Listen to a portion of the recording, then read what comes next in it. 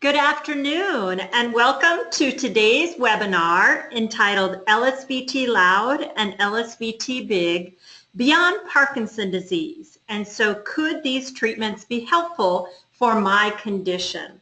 This is one of our public webinar series produced and provided by LSVT Global. Your faculty for today include myself, Cynthia Fox. I'm a speech-language pathologist and I've been working with LSVT for over 20 years. I'm currently VP of Operations and one of the co-founders of the company. I serve as LSVT LOUD and LSVT BIG training faculty for LSVT Global. And I'm joined by my colleague, Dr. Beth Marcoux. She's a PhD physical therapist, and she serves as one of our LSVT BIG training and certification faculty and is certainly an expert on LSVT BIG. So our plan for the webinar today, first of all, just a few logistics. You do have a handout of these slides that is in your webinar menu that you can open up and download should you choose. We will also email this to all the participants following the presentation. So if you're not able to download it immediately or weren't able to do it before the webinar, you will receive it after the webinar is over. We will present a few videos in the course of this webinar today. I'd like to give a little bit of information about those. First of all families and participants in the videos did very kindly give us permission to share this information for educational purposes. The other issue with videos when we present them in the webinars, depending upon internet speeds, various platforms that you're using, typically there are lag times. So the video portion of the quality may be a little jumpy and lagged. But for the speech videos, oftentimes the most important thing is to listen, and the audio typically works just fine. So that's just a heads up on those videos. Our primary goal today is to discuss application of LSVT LOUD to conditions beyond Parkinson disease. So things that you'll hear about in this course of this webinar may be conditions that you haven't thought of in the past, and why would LSVT LOUD or LSVT BIG be applicable? We encourage your participation. We encourage you to ask questions, and at the end of the course you'll be able to ask us questions. And when you close out of the webinar at the very end, there's a short survey. Takes less than 5 minutes to complete, and if you're able to do that, we greatly appreciate it. A little bit of information on CEUs. We definitely have a mixed audience as this is our public webinar series, but for those of you who are professionals out there, we do offer these for self-reported CEUs for the live version of the webinar, not the on-demand.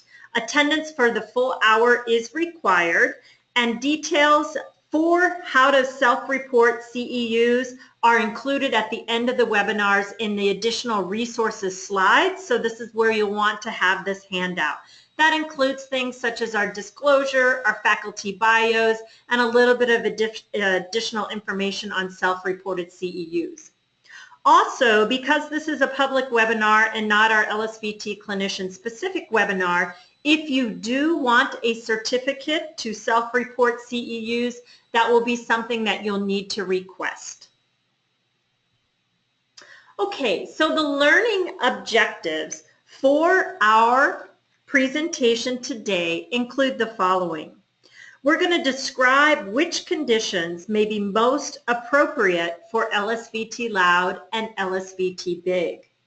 We're going to outline what to expect during the assessment and treatment for LSVT therapies in other conditions. And then we'll specifically discuss a few research cases related specifically to LSVT LOUD utilized outside of Parkinson disease, as well as LSVT BIG outside of Parkinson disease. But before we get fully into the content, it's very helpful for Dr. Marcoux and I to know who we're talking to. So we have two quick polling questions. And now on your screen, you should have a question presented for you. And so we invite you to take a few minutes and answer that question. And we'll give just a little bit of time for that vote to be completed, and then I will share those results.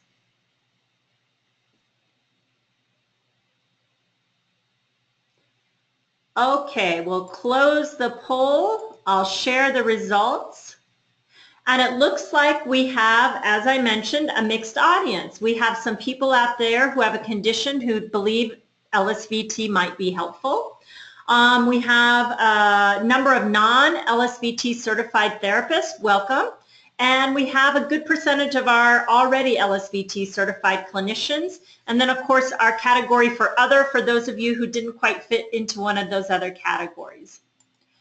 One other quick poll question that we'd like to do is to learn a little bit about what condition you either represent or you're most interested in learning more about. And for some of you, these may not apply. We lost our other category, but we'll give you a few minutes to vote here.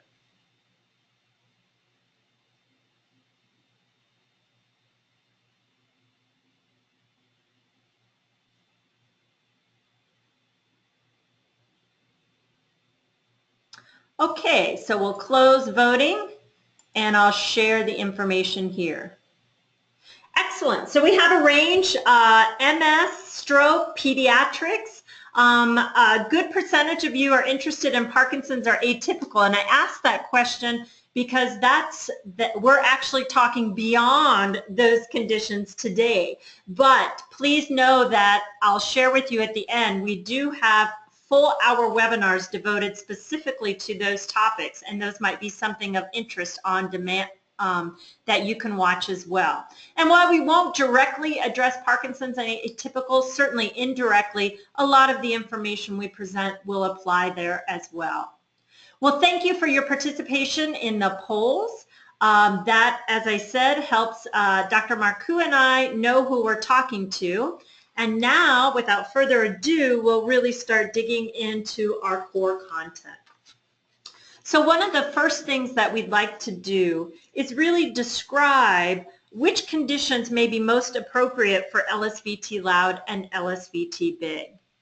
And it helps to think back to why we developed these treatments, which were specifically for people with Parkinson's disease. And so LSVT therapies were really designed to address the underlying pathophysiology of Parkinson's disease, and by extension, in some cases, underlying pathophysiologies of some of the atypical Parkinsonisms as well. We were specifically addressing the symptoms of bradykinesia, slow movement, or hypokinesia, small movement. The problems that individuals with Parkinson's disease have with sensory processing, so they may think they're talking louder or moving bigger than they actually are. And some of the subtle neuropsychological changes that can occur even in early Parkinson's disease. Subtle things such as perhaps slower thinking and things such as it may take longer to learn new skills or tasks. So the key features of LSVT treatment that address those underlying pathophysiological issues are the following. Our target of treatment has always been amplitude. So if you are small, if you are soft, we're going to use amplitude, bigger movements or louder movements to drive greater activation and override that bradykinesia and hypokinesia. We know that we need a treatment that's intensive and high effort to drive changes that last over time, and I'll talk just a bit more about that in an upcoming slide. And that we have a concept called calibration. And what calibration does is address barriers to generalization. So we address the sensory, the cueing, and some of the neuropsychological changes that may make it difficult to take what we're targeting in the treatment room out into the real world. And ultimately, that is our goal, that what we do within therapy walks out to the real world and has an impact in your daily functional living. We've recognized over the years that while amplitude is our primary target, that there are secondary benefits to both LSVT LOUD and LSVT BIG. So for LSVT LOUD, some of the secondary benefits include not only does the voice get louder to a healthy within normal limits level, but we see some nice improvements in intonation, voice quality, articulation, speech intelligibility, facial expression, and some pilot data that may have an impact on swallowing. Similarly, with LSVT BIG, where our target again is amplitude, we see secondary benefits in terms of strengthening, aerobic conditioning, active stretching, balance, trunk rotation, and posture and alignment. So when you look at the whole constellation of potential changes associated with these treatments, you can begin to think about all the types of neurological and sometimes even non-neurological conditions that may have problems with any of these types of symptoms and how these treatments might be beneficial. Back to the consideration of the mode of treatment delivery, intensive and high effort. One of the key variables about LSVT is that it incorporates principles that have been shown to drive activity-dependent neuroplasticity. So these are things that we can do that may have the potential to change neural functioning. So intensive treatment, and we have intensity in two ways, both across treatment sessions, and that means how frequently do you attend therapy, but also within the treatment session, which means how hard are you working. Repetition, so we have an increased number of repetitions of the exercises and tasks. Complexity, so increasing difficulty of exercises and tasks as treatment progresses, including adding dual tasking, and this is true for both LSVT LOUD and LSVT BIG. We incorporate salience. So even though this is a standardized protocol, we absolutely individualize functional and long-term goals to be meaningful to each person going through therapy. And finally, specificity. So we train to the deficit that we want to improve. And if we're talking about Parkinson disease, that's the bradykinesia, hypokinesia. As we move into conditions beyond Parkinson disease, we'll think about how specificity of training may apply. So these principles of plasticity are important whether you're treating, when you're treating many neurological and, as I mentioned, even non-neurological conditions. So when you're thinking about as a clinician or you're thinking about as a person perhaps with a condition outside of Parkinson disease, when would LSVT LOUD or LSVT BIG be appropriate? And so there's two groups of possible candidates that we're going to talk about. And I'll put this caveat out there that we've divided these into two groups, but the reality is there are not clear boundaries between these groups. So think of them more theoretical than absolute in terms of their differences. So one group of individuals that we often think about are those who have symptoms with some or greater similarity to what we see in Parkinson disease. So these may be individuals where we think about, well, is there a muscle activation deficit that may be affecting voice, speech, mobility, gait, and balance? Are there any problems with sensory processing that the sensory processing focus in LSVT may be helpful for? And are there changes in neuropsychological functioning? So the elements of LSVT LOUD or LSVT BIG for the people going through therapy, simple, redundant, repetitive, would some other conditions benefit from that as well? And these are a few examples of conditions that may have symptoms with these similarities. So things such as atypical Parkinsonism, progressive supranuclear palsy, multisystem atrophy, individuals with multiple sclerosis, individuals post-stroke, so changes in communication or motor function. Pediatrics, so children with cerebral palsy or Down syndrome, for example, and normal pressure hydrocephalus. Now, the second group of individuals for consideration are actually those who may have symptoms that are a little more dissimilar to what we see in Parkinson's. Again, it's not a clear delineation. There's certainly overlap. But these would be people who have problems with muscle function that may not be a specific reduced activation problem. And again, it can affect voice, speech, gait, balance, mobility. They may have minimal sensory processing deficits or primary sensory deficits such as pain, tingling, loss of proprioceptive input.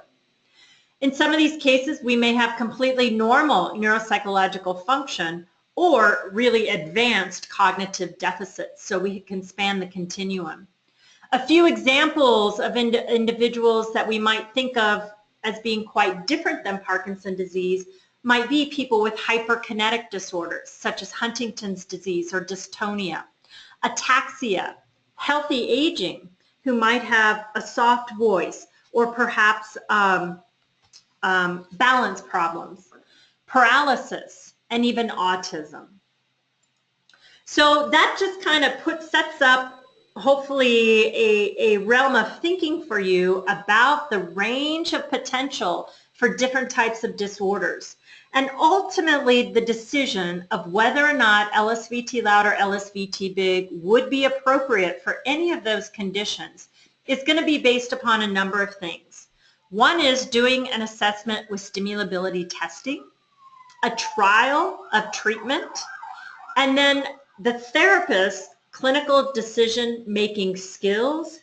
And another point that I should have put on here is also input from the person who would receive therapy or family member or child. So their take on what they think this might feel as well.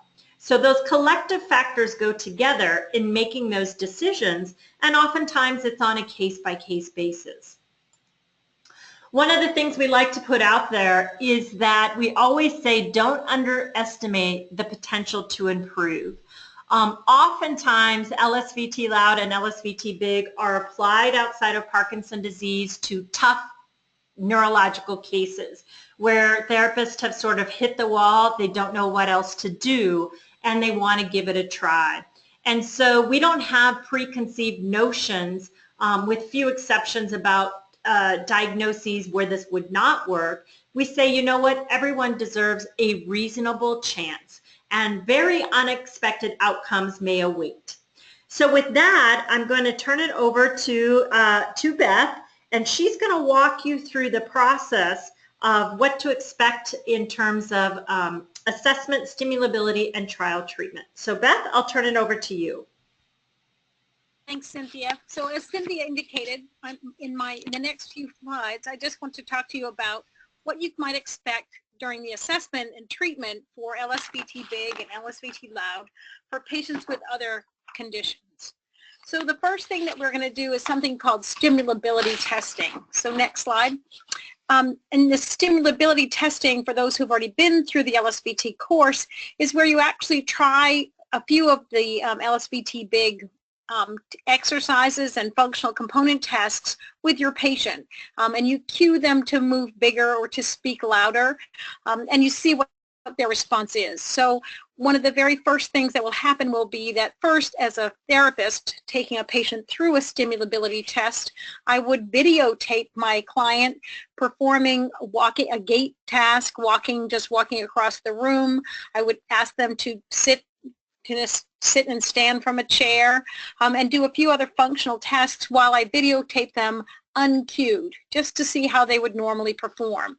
Then I work with them for a little while and talk to them about the quality of movement and get them to move bigger and take bigger steps and more quality movement steps, and then videotape them again so that I could compare and contrast what the two look like. So when you're looking at your clients and when you're looking at the pre and post videos, you're looking to see what's the impact across multiple motor functions. Speech therapists would look at things like vowel duration and functional speech and see whether or not any differences occurred in the cued and uncued performances. For physical and occupational therapists looking at movement and mobility, we would look at gait, maybe looking at buttoning buttons or putting on a coat, looking at balance as the patient walks and moves from sit to stand, to see whether there were any changes. Even small, subtle changes might indicate that LSVT BIG would be an appropriate treatment. Other things that you look for is whether or not the patient has the ability to follow the cues and directions that you're given. I found that even patients with a lot of cognitive issues do very well when you model what you're asking them to do. So if you perform a behavior and model it for them and ask them to do what I do, if that client is able to follow those cues and follow those directions, and you get a sense that they may be able to make some differences, then that's someone that I would move forward in a trial treatment session with. Obviously, if you're working with really young children, following cues and directions may be an issue, but even with young kids, modeling really can stimulate them to perform a behavior. Kids want to mimic you and what you're doing. So even very young kids may potentially be great participants for LSVT BIG and LSVT LOUD. Speaking of kids, in the next slide is a video of a child with cerebral palsy who was being tested to see whether or not LSVT LOUD would be an effective treatment for them. What you see in the video will be this child going through the exercises with the ahs and some of the other loud exercises that they do. Around his head is a microphone that they use to record the session, and they perform this stimulability with this child for a full hour. And really the very exciting thing is that this was the very first time these exercises have ever been used with a child. And what they concluded is that he's very stimulable, would do the exercises, and were encouraged to start a trial treatment. So we'll go ahead and show that video. It's called the ah game. And we're going to say ah.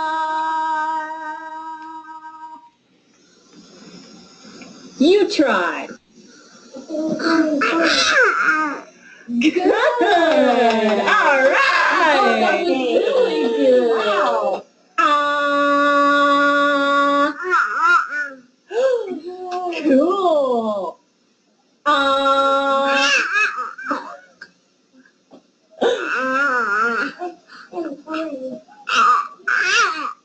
All right.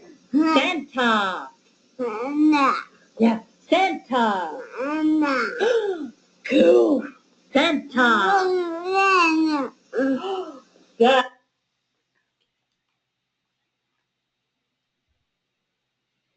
Okay. So in that video, what you saw was him trying to do the ahs exercises that Cynthia was doing, and then also to repeat some words that she was saying.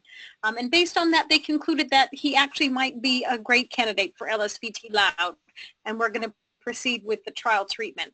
In this next video, what you're seeing is a cued and uncued test for a patient with Parkinson's disease. The first part of the video is an uncued gait test where they're just asking the woman to walk to a white line, turn, and walk back. And in the first part, you'll see that she has very minimal to no arm movement and that she has a very narrow base of support. Her feet are very close together. But in the cued video, which is the second half of the video, you'll see that she has a much better, much improved arm swing, a much longer step length, and that she has a better base of support. So we'll go ahead and play that video. Cross and left, hold, 2, 3, and then I'll just walk back if I get it right. Good, come on back. Okay, perfect. Hold, okay. 3, and over, hold, 2, 3, back around. Good, and come on back.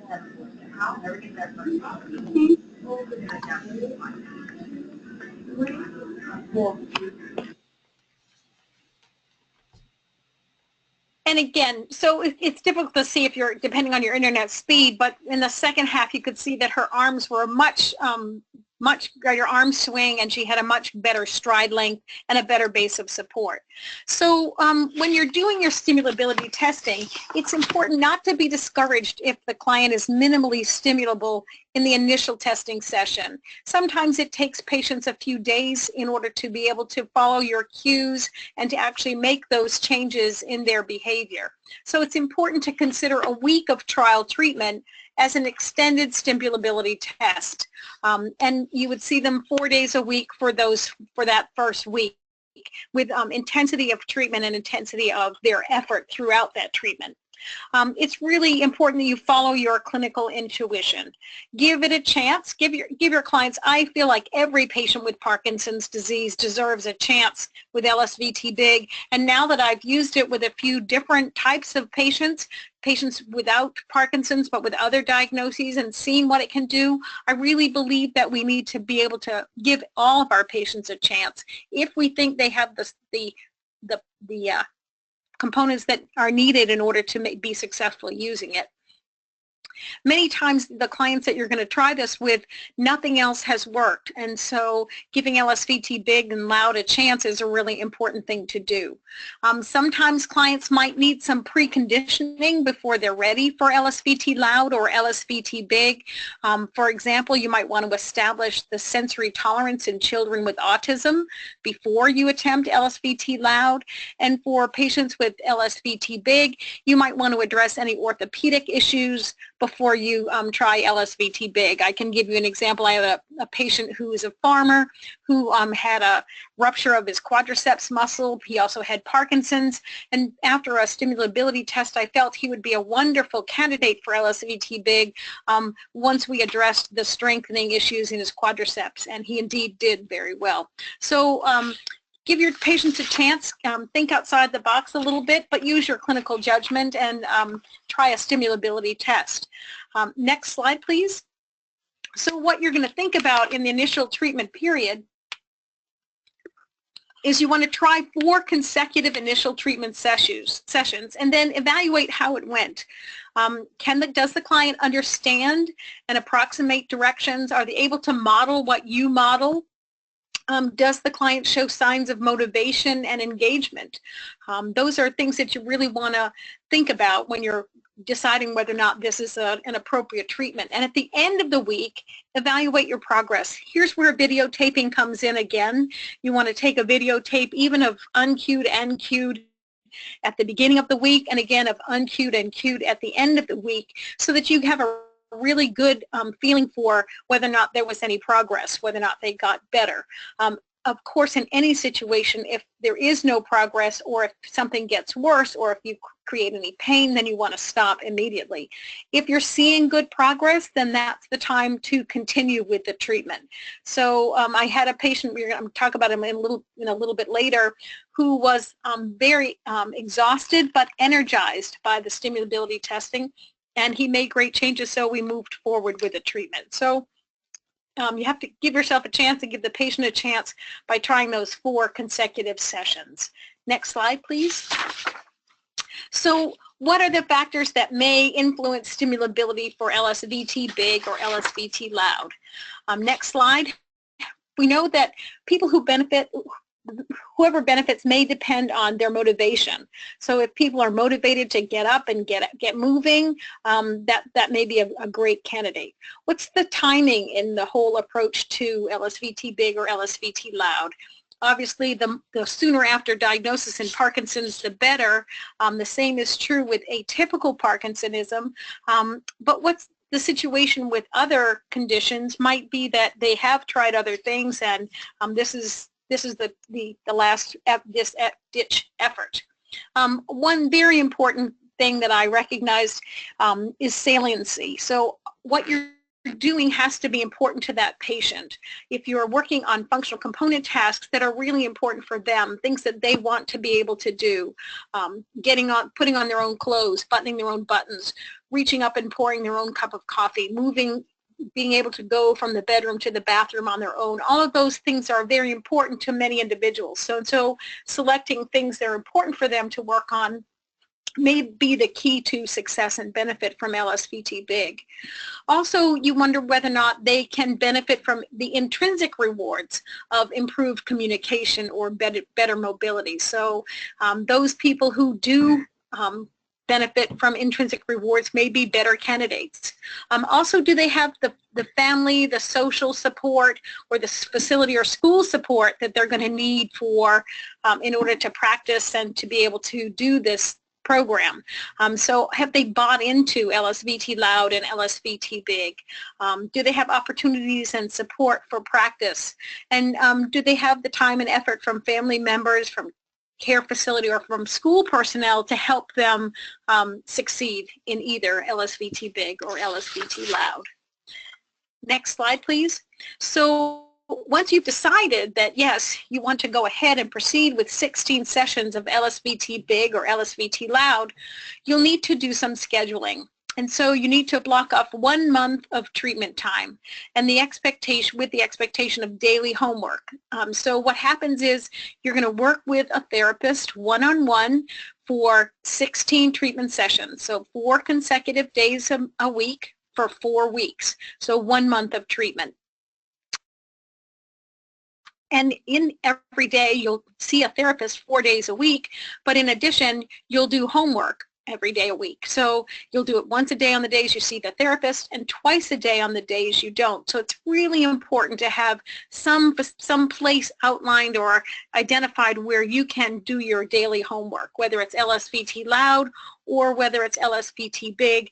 These are exercises that must be done every day. You want to think about lining up transportation to get to and from the clinic where the therapist will treat you. That may even include calling a friend and asking them to provide a ride if you are no longer able to drive yourself. If necessary, you should probably be cleared for exercise from your physicians, or particularly if this is not Parkinson's disease, to explain to that physician what LSVT BIG and LSVT LOUD are and what they involve, so that you can be cleared to participate in them. And for LSVT LOUD folks, you'll need to arrange to have a laryngeal exam. And again, that means getting medical clearance for the voice, to make sure that the voice disorder doesn't have a contraindication or that there's any organic pathology that may need to be treated prior to beginning LSVT LOUD. Next slide, please. So what I want to do now is turn it back to Cynthia, who's going to talk to you about some of the application to LSVT LOUD. Thank you, Beth. So now we'll talk some specific cases, and I'll begin with LSVT LOUD. We have some published research related to application of LSVT LOUD outside of Parkinson's disease. I do want to qualify that by saying, unlike our Parkinson's disease populations and research where we actually have larger randomized controlled trials, that is not the level of evidence that we have outside of Parkinson's disease. But we do have some nicely designed single subject studies, some case studies, and some small group designs. So there's more work to be done here. I think the overall message is take these individuals on a case-by-case basis. But we have some publications looking at Parkinson plus or atypical Parkinsonisms. Actually, some post-fetal cell work that was done very early on in the fetal cell process, looking at dysarthria secondary to stroke, multiple sclerosis, ataxia, children with cerebral palsy, children with Down syndrome, and even healthy aging. And let's see, we've got a data slide here. So in this particular data set, what you have on the top is the task of reading a rainbow passage, which is a standard passage. On the bottom is just conversational speech, and we have 4 groups of subjects. An individual with a brainstem encephalopathy, which resulted in ataxic dysarthria, several individuals post-stroke, several individuals post-MS, and our group of individuals with Parkinson's disease. The 3 blue bars represent pre-treatment, the yellow bars represent immediately post-treatment, and the peach bars represent a 6-month follow-up. The y-axis is decibels of sound pressure levels, so the higher up the bar is, the louder the person's voice. So what we see is across these select cases in the brainstem encephalopathy, stroke, and MS, our outcomes really mirrored what we saw in the Parkinson group in terms of changes in vocal loudness following treatment. So these data are encouraging that for some individuals, we may actually be able to apply this treatment approach. I'm going to present just 2 cases to you. So I gave you kind of overview of the different diagnoses we've used. We're going to look at an adult with MS followed by a child with cerebral palsy. So just a brief background on this individual. She was 46 years old. She had a progressive MS with superimposed exacerbations and had been 12 years since her initial diagnosis. She had quite a bit of physical involvement. She utilized a motorized cart, but her cognition, we didn't formally test it, but appeared to be within normal limits.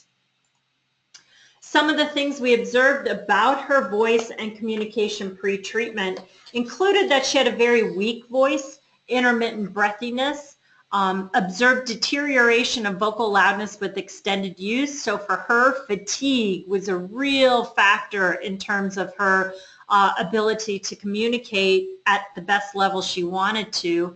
And on laryngeal exam, the ENT identified that there were no anomalies, good speech production, and no vocal fold lesions. So by all prognostic variables, a potential good client for LSVT LOUD. Well, look at a video. Again, don't worry that the video is lagging behind. Really listen to the audio, and you'll hear just a very short clip of her pre-treatment, followed by a short clip of her immediately post-treatment.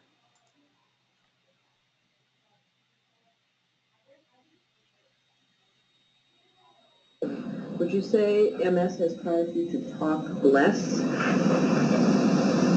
Probably, especially when I'm fatigued. I can get to the point that I can't even talk above a whisper. How has your speech or voice changed as a result of speech therapy? I have much more confidence. I feel like when I am telling somebody, say somebody that I'm dealing with business-wise, when I have to talk with them, I feel like because my voice is stronger that I have more clout.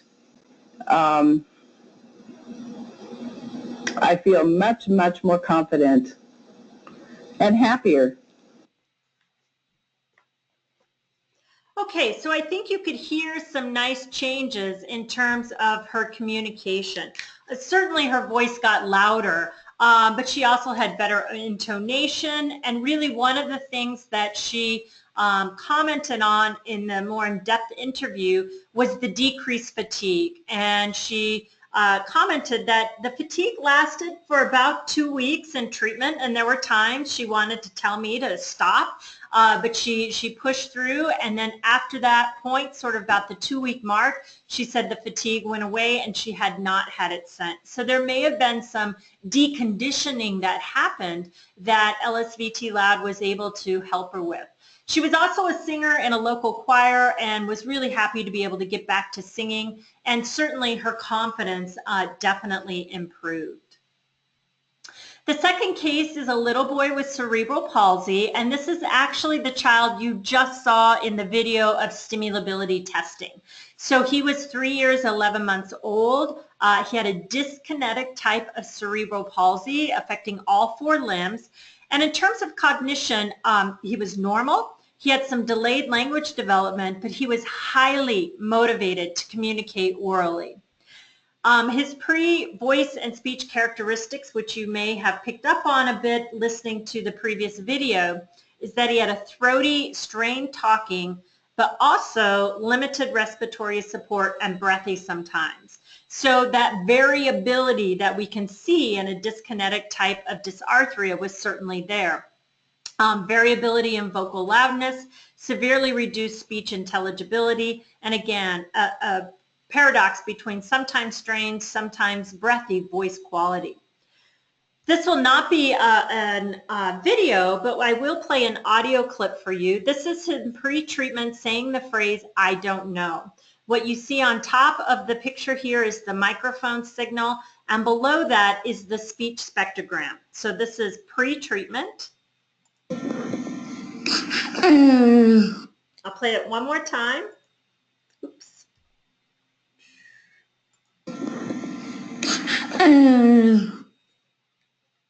And now we'll listen to him post-treatment saying that very same phrase. I don't know. I'll play it one more time. I don't know. So you can hear again the nice impact. Yes, his voice got louder, but we also heard some of that spill over to articulation. So he had improved stability of voicing and improved respiratory phonatory coordination. He increased his frequency of voicing, and so his parents said he initiated more frequently.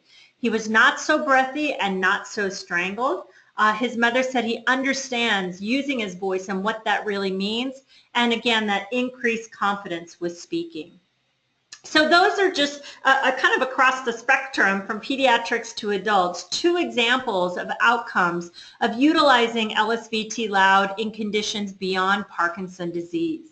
With that, I will now turn it back over to Beth, who will walk you through a few of her clinical cases. So there have been times when I've been really excited to be able to try LSVT BIG with populations other than Parkinson's disease, and I'd like to share a couple of those with you. Actually, the first one is not mine. Next slide, please. This is a patient, this is a published case study on a patient who was treated using LSVT BIG post-stroke. So it was a 52-year-old female who was community dwelling. She was 2 years post-stroke and received LSVT BIG. She was, at the time she received treatment, independent in all activities of daily living and with mobility, and she was described as having mild to moderate left upper extremity hemiparesis. They were very excited. They followed the entire LSVT protocol as learned in the workshop, and the outcome measures indicated an increased active range of motion in her left shoulder forward flexion and abduction to within normal limits, and they were most excited about the active thumb extension by almost 10 degrees, giving her full use of her thumb. She also showed significant time improvements on the Wolf motor function test from 7.78 seconds pre-test to 4.14 seconds post-test. And the great things about this case study were that the patient reported that as she improved the range in her shoulder and the function in her hand, she was able to make changes, functional changes in all activities of daily living, and was once again back to swimming and able to feel that left arm and hand function much better than it had previously. So this was a great example of a case where LSVT BIG was applied in the typical and described protocol, resulting in successful treatment for a patient 2 years post-stroke. Next slide. The next case is a case of mine where I treated a patient with multiple trauma. This is the story of a 20-year-old male who was in a motor vehicle accident and sustained cervical and thoracic fractures, a head injury, and multiple internal injuries, leaving him in a coma for at least a month on a ventilator. He came off the ventilator and spent 3 months in a rehab setting and then was discharged home with a walker. At the time that I saw him, it was a year post-discharge. He no longer was using the walker, but had a very stiff gait and some spasticity from both the head injury primarily. He was a roofer, and his hierarchy or his goal was to be able to once again climb a 12-foot ladder with a toolbox. And upon first meeting him, I thought this was never going to happen, but everybody deserves a chance, and I was very excited to be able to work with him. We did functional component tasks of sit to stand, climbing the stairs as if he was on a ladder, stepping up and down on a stool, balancing on one foot on a step stool, and standing on a step stool on one foot and putting objects overhead on a very high shelf. Next slide. You can see that from the outcomes that I did the mini best test, and he went from 23 out of 28 to 27. I did 5 times sit to stand. You can see he improved significantly there as well. We did the timed up and go test. That should be 9.63 seconds, and improved to 7 seconds, but probably one of the best things was his activities balance confidence score, which went from a 55% to 100%. Also for me, the great thing was that he went from being unemployed to being fully employed as a worker for the town. So it was a wonderful case. The next one, actually I do have one more to share with you, and this is a case of a patient with atypical Parkinson's disease. This is a man, an 82-year-old man who had multiple system atrophy. He, at the time that I saw him, was using a rollator and had great difficulties standing and for any length of time, and his goal was to be able to clean out the dishwasher. So his timed up and go at pre-test was 28 seconds with a walker. Post-test it was 25 seconds. For the 5 times sit to stand test, he was unable to complete them. Even with assist, he was able to do 1 or 2, but couldn't achieve 5 full sit to stand times. And by the end, he was able to do 5. He was able to sit and stand 5 times in 40.78 seconds.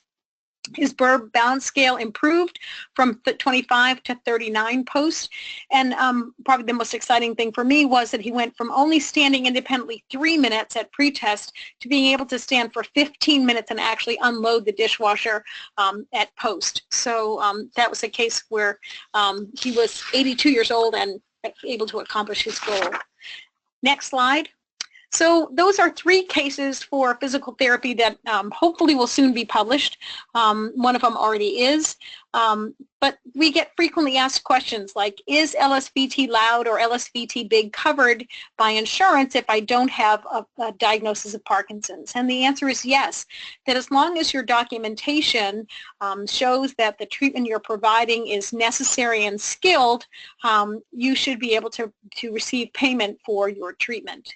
The next one is a question that's often asked is it true LSVT if it's used for another diagnosis? And again, the answer is yes, as long as you apply LSVT in the way that you learn the protocol, whether it be LSVT LOUD or LSVT BIG, as long as you apply it as it was learned, then yes, it's true LSVT. The final question, can the protocol be modified if it's used for another diagnosis? The protocol itself cannot be modified, and you can't use pieces of it like only the exercises or only the functional component tasks or whatever. The exercises and the functional component tasks can be and should be adapted to whatever the patient's needs are in order to be safe. But the protocol itself should not be modified. You should do all pieces of the program, including carryover tasks, functional component tasks, hierarchies, and big walking or loud exercises as you learn them in the workshop. Next slide. So in summary, we're not suggesting that LSVT LOUD or LSVT BIG is for all conditions or all diagnoses. At the same time, there is limited research beyond Parkinson's disease, but we know that and have seen from clinical observations that there are some very promising results with other diagnoses. As a therapist, you should think about these treatments. For other patients, as a patient, you might ask your therapist about these treatments or a family member if you're interested in a stimulability test or a trial treatment. Again, we really believe that everybody deserves a chance, so don't underestimate the power to change. Remember that the ultimate decision about whether or not this person is appropriate for LSVT BIG or LSVT LOUD is based on stimulability test and the results of a trial of treatment, as well as the clinical decision-making skills of the therapist. And please remember, we're here to help if you have any questions or concerns. We're happy to answer your questions, and no question is too silly. So please give your clients a chance. I know from all my experience that one of the best things we can give them is hope. Next slide. Or Cynthia, it's back to you. Okay, great. Thank you, Beth. And so just a few wrap-ups, and then we'll get to our question-answer session. I do see we have some questions that have come in. Quick reminder, our next public webinar will be on Wednesday, August 23rd, same 2 p.m. Eastern Daylight Time in the United States. And the question or the topic here will be exercise versus skilled therapy for Parkinson's disease. How do I decide? So it should be a very nice topic. And again, it will expand both LSVT LOUD and LSVT BIG within that umbrella. So now for questions. If you have specific questions you'd like to ask us now, you can type it in the question box on your control panel, or you can click your hand, which will raise your hand, and I can unmute your microphone to then ask your question. And if for some reason that process fails, we'll move on, and perhaps you can do a backup with typing in that question. So just give me a moment here. I'll open up the question box, and let me get it to where I can see it here. We will look at our first question, which is,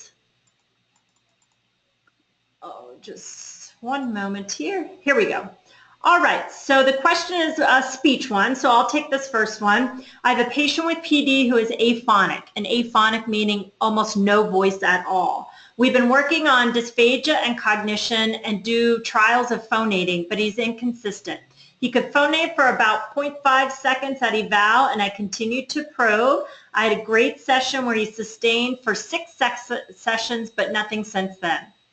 Not even 0.5 seconds.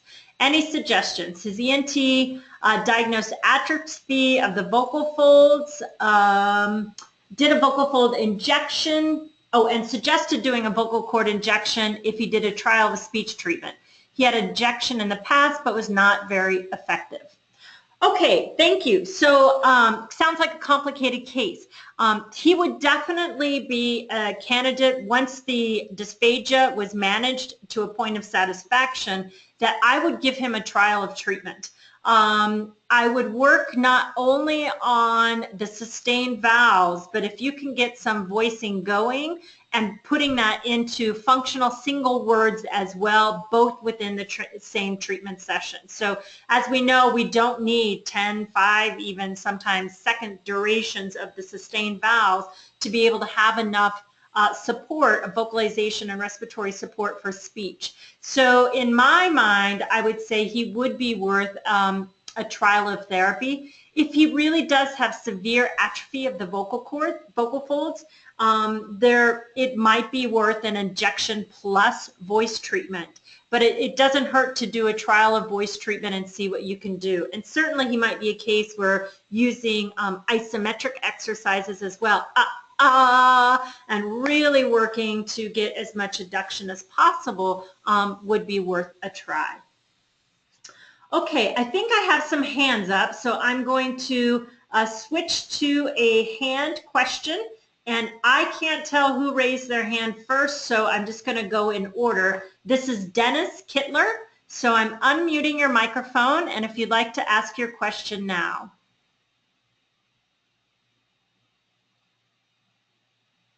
Are you there, Dennis?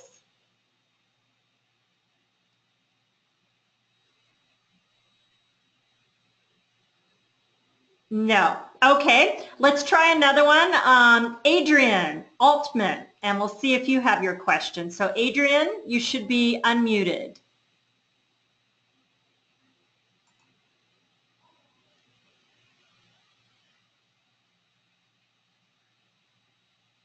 Looks like raising the hand is not working.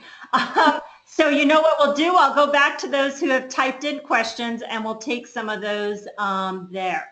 Beth, this one is for you. I'll let you take this one, and it can be in general, but are there any diagnoses that out of the gate you would say are contraindicated for utilizing LSVT LOUD and LSVT BIG?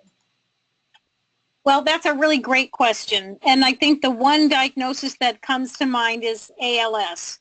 And the reason that we are cautious with ALS is because there is some literature that suggests that while mild to moderate exercise may benefit the patient, intensive exercise actually weakens the muscles. So at this point in time, there have been no cases that I know of, and the 2013 Cochrane review indicated that only very mild exercise was appropriate for ALS patients. So at this point, due to the intensity that we use with LSVT BIG, they are probably not the best candidates. Okay, excellent. And I'd agree as well for LSVT LOUD, for sure. Just to follow up on that previous question, and I just want to share that about the gentleman who was pretty aphonic. Angela typed back in and just said during the 6-second phonation he read functional phrases and had his wife and I in tears voicing and producing "I love you." Well, that says to me he's definitely worth trial treatment and continue on. You know, those cases who are more severe, you really got to just dig in, and it can take more time. Maybe they need more frequent follow-ups, but that to me would certainly say it's worth the effort. Okay, next question will come to me, and that is, can you talk about evidence or appropriateness of using LSVT LOUD for individuals experiencing decreased vocal loudness, speech articulation due to natural aging? Absolutely. We actually have done some case studies looking at LSVT LOUD and healthy aging, in particular for people who are still vocally active, you know, professors in universities, things like that, and have had some very nice outcomes. And if I'm not mistaken, there's also a published article that I think is a case study or maybe a series of case studies looking at LSVT LOUD and presbyphonia, which would be changes due to aging. So all of the rationale is certainly there for that, and I've just followed the same protocol of do stimulability testing followed by trial treatment to see where you go. I know in my experience of teaching or working with healthy aging was that the one piece that was a pure delight was calibration. It was very simple. Individuals got it and were very quick to be able to implement into daily living, yet they still needed the intensity of motor practice to really make it a lasting habit. Okay, Beth, next one is to you. This comes from Anna, who's a PT, and she asks, how do you address the Medicare PT cap with the frequency of the LSVT program? That's a great question as well. And in talking to the other 7 or 8 members of the LSVT BIG certification faculty, none of us have ever had a problem with that cap. What you typically need to do is to write and ask to have an extension. If your patient is very close to the cap at the time that you begin, and none of us have ever had denials for it. So it just requires a little more due diligence on your part in terms of approaching Medicare and asking for the extensions that you need. The other opportunity that you might have is if you work with an OT, to work in collaboration with an OT where the OT would do the treatment 2 days a week and you as a PT would do it 2 days a week, because remember the OTs have a larger pool of money than PT did. So those are 2 suggestions I would give to you. Thank you. Okay, this is a quick question from Dennis. What is the date of the next webinar? So it is again Wednesday, August 23rd. So Wednesday, August 23rd at this very same time, 2 p.m. Eastern Daylight Time. And that would be posted on our website as well, and you can register for that at any time. Next question is a speech one again, and this is, do all patients require an ENT exam? I live in a small town with minimal access to ENTs and long wait times. So the recommendation from the American Speech Language Hearing Association is that we receive medical clearance if we're treating a voice disorder. And so certainly many of these individuals have a voice component. We know that sometimes access to ENTs can be a barrier. So a couple suggestions. One is that if you know you have individuals, Parkinson disease or other, that you're pretty sure you're going to do treatment, get them in the queue, perhaps well in advance, sometimes even of your assessment, so that they're starting the process to get in line for the ENT exam, and that can be helpful. In some cases, and this may not be possible for you, but We've had speech therapists who maybe are in a voice clinic where they're able to actually do the exam, the scope, but then they provide the pictures or a recording of the exam to the ENT or medical doctor who then gives the clearance. You know, the ultimate thing that we don't want to miss and the rationale for having the laryngeal exam is that if you have a hoarse voice, you can have patients with co-occurring gastric reflux to where if you start doing intensive voice treatment, you're going to exacerbate the voice problem. And the worst case scenario is laryngeal cancer. And we've certainly had cases of patients who on their LSVT LOUD ENT exam were identified as laryngeal cancer. So that's why we strongly recommend it. Sometimes in small towns, in skilled nursing facilities, if you have a general practitioner or even a neurologist who feels comfortable with an indirect laryngeal mirror exam to say the vocal folds are clear or to identify something that they need to then kick it over to the ENT, that may be one other potential resource as well. Okay, I believe looking at our question pane, we have answered all of the questions that have come in. Again, if you come up with something after the show, you can email it in anytime. We're happy to answer those questions. Beth and I thank you for your time with us this afternoon. We wish you a wonderful rest of your day and look forward to having you join us at the next webinar. And if you have a few minutes, please do take that survey when you close out. So thank you.